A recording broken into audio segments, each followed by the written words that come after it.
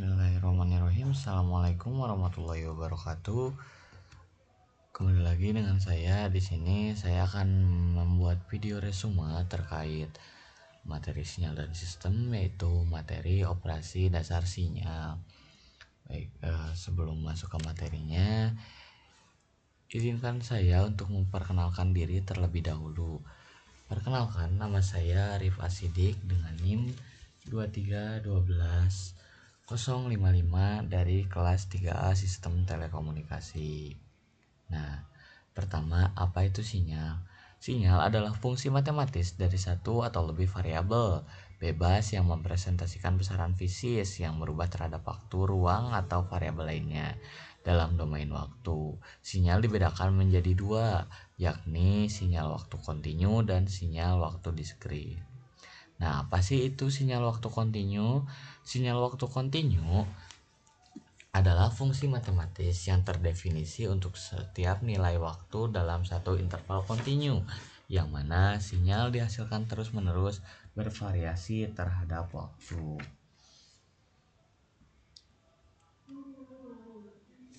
Nah, mungkin di sini ada contoh dari grafik sinyal kontinu. Nah, mungkin izin menjelaskan ya. Nah, grafik di atas menunjukkan sebuah sinyal sinusoidal kontinu yang berosilasi secara teratur antara amplitudo -1 hingga 1 dalam rentang waktu 1 detik. Gelombang ini memiliki pola yang simetris di mana puncak positif dan negatifnya terjadi secara berkala, yang menunjukkan bahwa sinyal memiliki frekuensi yang tetap. Perubahan amplitudo halus dan tanpa diskontinuitas mencerminkan sifat gelombang sinus yang kontinu. Sinyal ini dapat merepresentasikan fenomena fisik seperti osilasi mekanis, arus listrik AC, atau sinyal komunikasi, di mana gelombang sinus digunakan secara luas karena bentuknya yang ideal untuk mendeskripsikan getaran dan osilasi periodik. Selanjutnya ada sinyal waktu diskrit. Sinyal waktu diskrit adalah sinyal yang hanya memiliki nilai pada waktu tertentu atau diskrit. Dinyatakan sebagai X atau N atau sinyal terhadap waktu di mana N adalah bilangan integer. Sinyal ini dihasilkan melalui proses pencumplikan atau sampling dari sinyal kontinu, yaitu sinyal terhadap waktu atau XT. Proses sampling mengubah sinyal analog menjadi sinyal diskrit dengan syarat penting, yaitu syarat Nyquist atau Fs lebih besar dibanding 2Fi, di mana Fs adalah frekuensi sampling dan Fi adalah frekuensi sinyal informasi. Jika syarat ini tidak terpenuhi, akan terjadi fenomena aliasing, yaitu distorsi sinyal akibat frekuensi sampling yang terlalu rendah. Nah, mungkin di sini ada contoh sinyal waktu diskrit, ada dengan sampling rate tinggi dan sampling rate rendah. Untuk sinyal waktu diskrit sampling rate tinggi, untuk grafiknya menunjukkan perbandingan antara sinyal sinus kontinu dan sinyal sinus diskrit dengan sampling rate tinggi. Sinyal kontinu ditandai dengan garis merah putus-putus berosilasi mulus antara -1 hingga 1. Sementara sinyal diskrit yang diwakili oleh lingkaran biru merupakan pengambilan sampel dari sinyal kontinu pada waktu tertentu dengan sampling rate tinggi. Sinyal diskrit hampir merupai sinyal kontinu, menunjukkan bahwa semakin tinggi sampling rate, semakin akurat representasi sinyal diskrit terhadap sinyal asli. Nah, lalu untuk gambar selanjutnya ada sinyal sinus diskrit sampling rate rendah. Nah, untuk grafiknya sendiri itu menunjukkan perbandingan antara sinyal sinus kontinu atau analog dengan sinyal sinus yang telah didiskritasi dengan sampling rate rendah. Sinyal kontinu digambarkan sebagai garis putus-putus berwarna merah sama seperti tadi, yang memiliki nilai amplitudo untuk setiap waktu dalam interval tertentu. Sementara sinyal diskrit digambarkan sebagai titik biru yang dihubungkan oleh garis lurus di mana hanya diambil pada titik waktu tertentu. Pada grafik ini, jarak antara titik-titik sampel cukup besar, menunjukkan bahwa frekuensi sampling yang digunakan relatif rendah. Lalu lanjut ke operasi dasar sinyal. Nah, Untuk di operasi dasar sinyal sendiri terdapat 4 jenis, yaitu ada pelemahan atau atenuasi, ada penguatan, amplifikasi, pergeseran atau delay, penjumlahan, dan perkalian.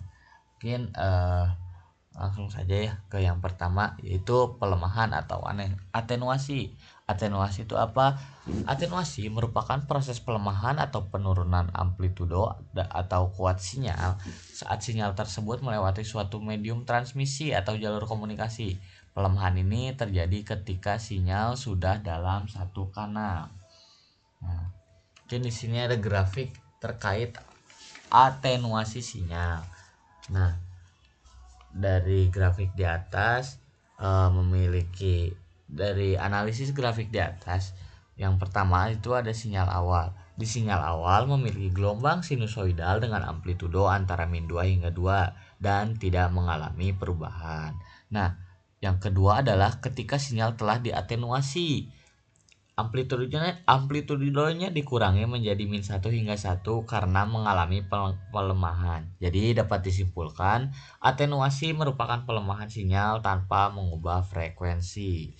Oke, lanjut ke selanjutnya, yaitu ada penguatan atau amplifikasi sinyal. Nah, proses penguatan amplitudo atau kuat sinyal pada masukan. Nah, amplifikasi sinyal adalah proses yang dapat meningkatkan kekuatan atau intensitas sinyal.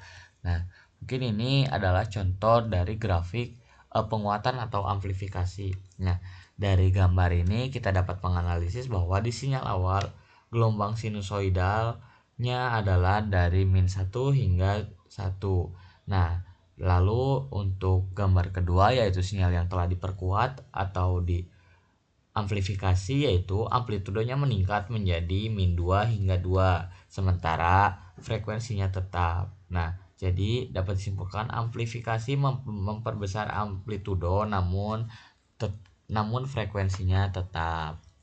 Mungkin lanjut ke sinyal selanjutnya. Nah, mungkin ada pergeseran atau delay. Nah, proses sinyal ini yang tiap nilai atau sampelnya dipindahkan ke waktu yang lebih lambat atau lebih cepat. Pergeseran ini biasanya digunakan untuk pemrosesan sinyal, mengatur fase sinyal, dan sebagainya. Nah, pergeseran merupakan sinyal operasi yang menggeser sinyal dalam domain waktu atau amplitudo. Nah, mungkin diberikan grafik terkait pergeseran sinyal atau delay. Nah, dari analisis gambar di atas, sinyal awal menunjukkan sinyal sinusoidal dengan amplitudo antara min 1 hingga 1 berosilasi secara teratur dalam 1 detik. Nah, yang kedua adalah sinyal yang telah digeser atau sinyal delay, adalah sinyal yang sama namun mengalami pergeseran fase dimulai setelah waktu 0,1 detik. Dapat disimpulkan perbedaan terjadi pergeseran fase pada sinyal kedua dibandingkan sinyal awal. Mungkin lanjut, ada penjumlahan. Nah, operasi untuk penjumlahan itu apa sih? Penjumlahan dalam sinyal adalah operasi untuk menggabungkan amplitudo 2 atau lebih sinyal pada setiap titik waktu. Proses ini pun dapat dilakukan dalam domain frekuensi setelah sinyal diubah menjadi representasi frekuensi dengan adanya konsep transformasi Fourier. Nah, penjumlahan sinyal adalah operasi yang menghasilkan sinyal baru dari penambahan 2 atau lebih sinyal, seperti itu. Yang ada penjumlahan sinyal dapat digunakan untuk meningkatkan kualitas sinyal dengan mengurangi draw. Jika X dalam kurung T dan Y dalam kurung T adalah dua sinyal kontinu, maka penjumlahannya adalah 2T sama dengan XT tambah YT untuk setiap T-nya. Mungkin boleh untuk diberikan grafiknya. Nah, mungkin dari grafik ini adalah grafik dari penjumlahan sinyal. Nah, mungkin dapat dianalisis juga. Untuk sinyal pertama adalah sinyal sinusoidal dari rentang 0 hingga 1 detik. Dan untuk sinyal kedua adalah sinyal sinusoidal dengan frekuensi 5 Hz dan amplitudonya 0 second. Sinyal lebih lambat dari sinyal pertama karena frekuensi lebih rendah. Nah, lalu di gambar ketiga ada hasil penjumlahan sinyal. Bentuk gelombang menjadi lebih kompleks karena merupakan superposisi dari dua sinyal dengan frekuensi dan amplitudo berbeda. Nah, dan gambar ketiga ini merupakan hasil dari penjumlahan sinyal pertama dan sinyal kedua. Mungkin lanjut ke perkalian. Nah, operasi sinyal yang melibatkan dua atau lebih dengan melakukan perkalian sinyal pada setiap titik waktu yang sesuai dengan suatu konstanta. Proses ini dilakukan pada aplikasi pemrosesan sinyal seperti modulasi, pemfilteran, atau pemfilteran. Pada domain frekuensi, proses perkalian ini dilakukan dengan mengalihkan komponen-komponen frekuensi masing-masing sinyal setelah sudah diubah ke representasi frekuensi. Nah, mungkin di sini diberikan grafik dari perkalian sinyal. Nah, mungkin dari analisis grafik ini, sinyal yang pertama memiliki gelombang sinyal sinusoidal dengan frekuensi 10 Hz dan amplitudonya 0 K. Nah, lalu sinyal kedua gelombang sinyal sinusoidal dengan frekuensi 5 Hz dan amplitudonya 0,5 detik. Nah, lalu yang ketiga adalah hasil perkaliannya. Dapat dianalisis, plot ketiga ini menghasilkan hasil perkalian di atas. Visual terlihat lebih kompleks karena merupakan superposisi dari dua sinyal dengan frekuensi dan amplitudo berbeda. Nah, mungkin itu saja terkait materi dari materi operasi dasar sinyal yang dapat saya sampaikan. Mungkin segitu dari saya, kurang lebihnya mohon maaf. Sekian, wabillahi taufik wal hidayah. Wassalamualaikum warahmatullahi wabarakatuh.